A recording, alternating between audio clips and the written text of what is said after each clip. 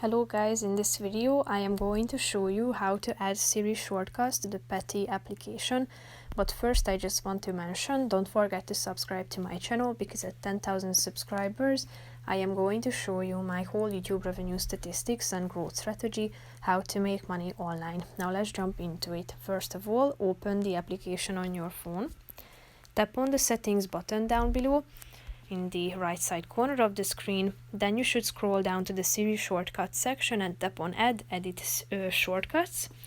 Here you can see a shortcut, so tap on add the shortcut to Siri button, and here you can see a bunch of options here to customize your shortcuts. So tap on the relevant one and click on the add button. So here you will be able to see the instruction or phrase that you need to say, such as "Hey Siri, cheapest E85 petrol," and then click on the done button to add the shortcut, so it will appear at this section. That's pretty much it for this video, guys. See you in the next one. Bye bye.